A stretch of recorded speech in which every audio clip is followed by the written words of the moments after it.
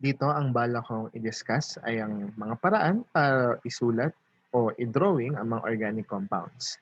Requirement dito na napanood nyo ang aking diskusyon sa mga elements ng organic chem kasi nandun rin yung impormasyon para malaman natin ilang bonds kailangan ng mga atoms natin. Optional na marunong kayong mag-name, okay? Or may idea kayo kung ano yung mga functional group kasi very basic lang naman yung video na to. Unahin ko muna yung lahat sa pagturo netong dalawang 'to. Sana yung iba sa atin naaalala na sa GenChem pa lang pinapa-memorize 'to, madalas sa periodic table ng mga nabibili natin sa bookstore, meron rin lagi nito 'di ba sa baba, CH3COOH or yung iba C2H4O6. Ang tawag dito sa compound na 'to ay acetic acid, tama ba? So ngayon, gusto ko sabihin na hindi pareho yung pareho 'tong tama na acetic acid pero hindi pareho yung level ng impormasyon na nabibigay niya. Ang gusto kong sabihin, ang CH3COOH mas merong nabibigay na ideya kung ano yung acetic acid talaga at yung C2H4O6 wala talaga. Bakit? Ang problema kasi sa C2H4O6, sinasabi natin na apat yung kanyang hydrogen pero ang katotohanan nun sa apat na hydrogen na yon, yung isa actually nakahiwalay sa tatlo. Sa totoo lang, kapag talagang nilagay natin lahat ng bond ng acetic acid, ito itsura niya. So makikita nyo, yung tatlong hydrogen nakadikit sa isang carbon, pero yung isang H nakahiwalay, nakadikit sa isang O. Nalalaman ba natin yun dito? Hindi. Pero dito at least may idea tayo na nakahiwalay talaga yung isang H. Yung mga ganitong drawing or paraan ng pagsulat ng mga compound natin na binibigyan tayo ng ideya kung paano nakaayos talaga yung atoms natin, ay tinatawag na structural formula. Itong nandito ay isang chemical formula na hindi mo pwedeng sabing structural kasi wala siyang binibigay na structural information. Ngayon, ang gusto ko ring sabihin ay marami tayong iba't ibang paraan para magsulat ng structural formula at dapat marunong tayo sa lahat ng iyon. Una, meron tayong tinatawag na Kekule o expanded formula. Ito yung pinakasiguro nakasanayan natin sa high school chem natin o sa gen chem natin na sinusulat mo lahat. Lahat ng atom, lahat ng bond. Mapa-single, mapa-double bond, lahat.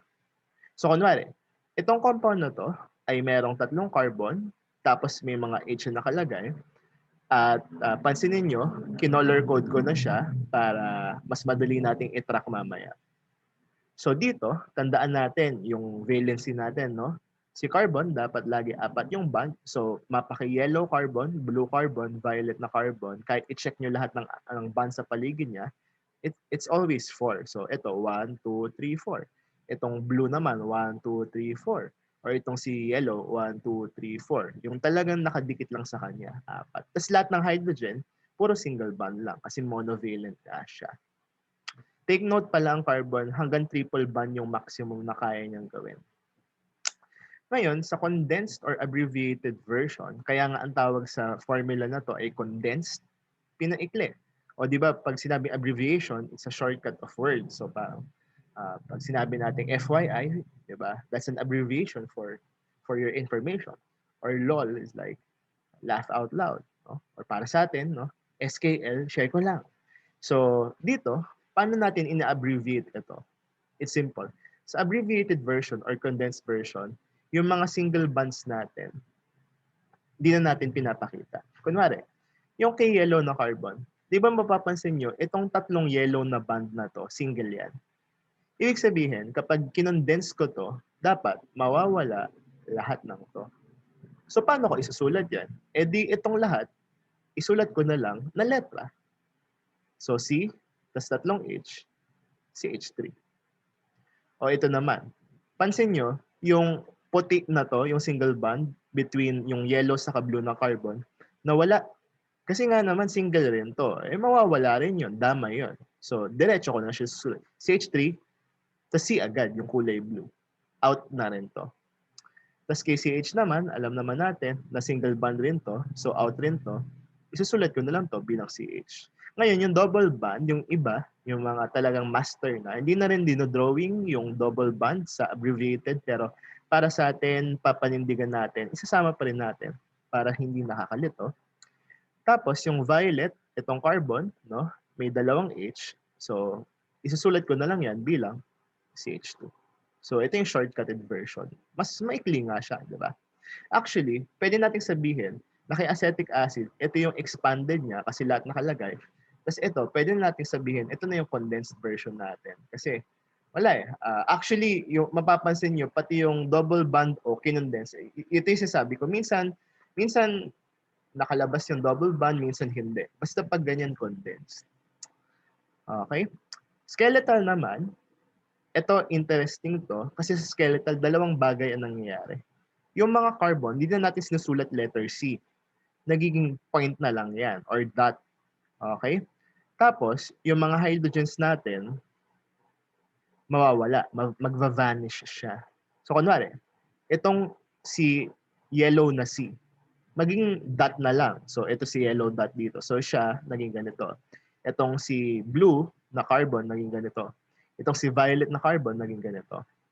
Tapos, ang skeletal formula para yung mga dots natin mag-connect, ida-drawing mo talaga yung mga bonds niya.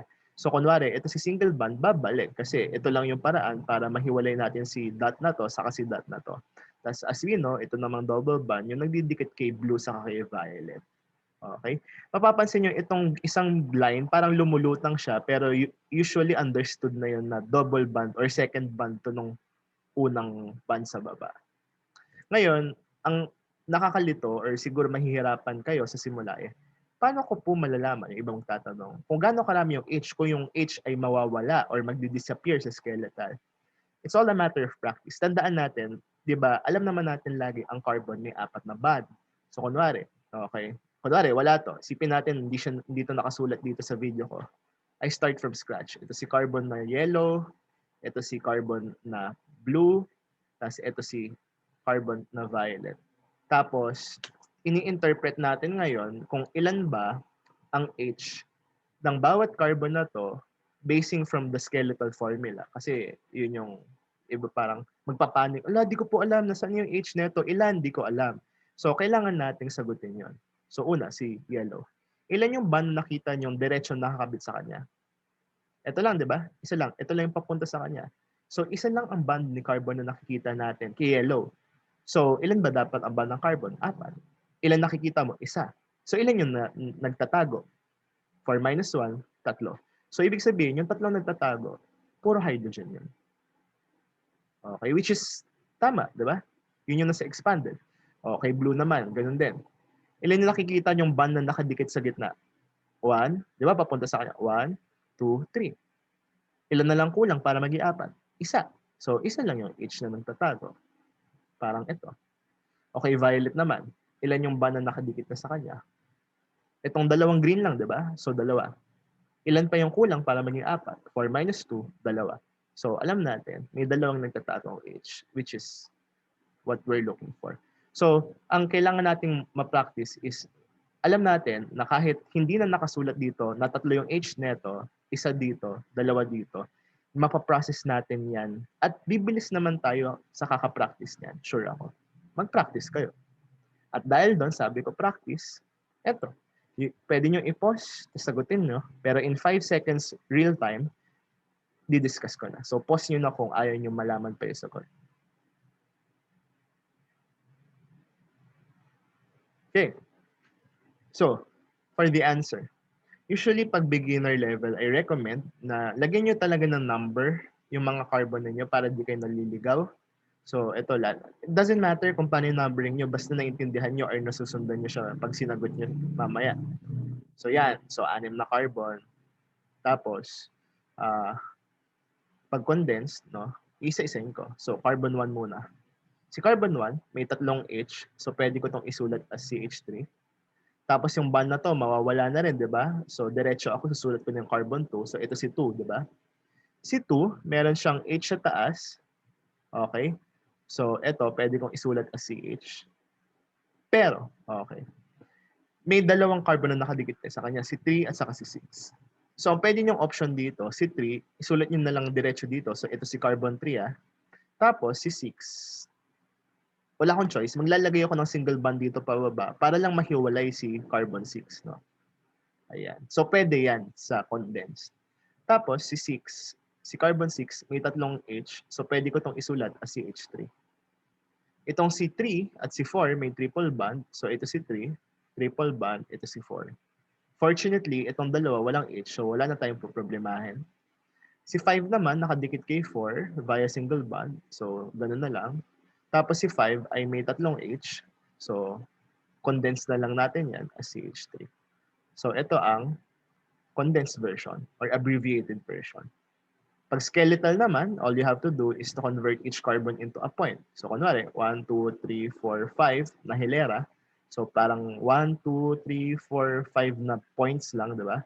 Tapos connect na siya.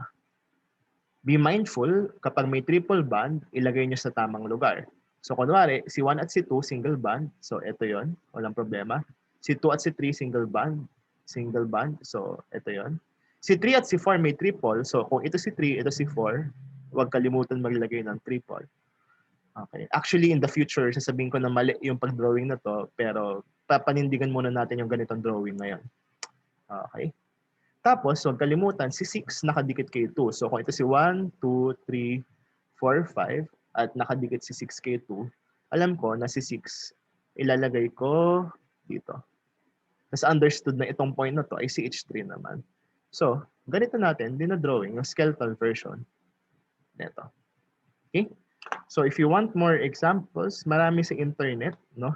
At maganda na mahasa kayo dito kasi marami tayong video sa susunod, puro condensed or skeletal lang halos ang gagamitin kong structural formula.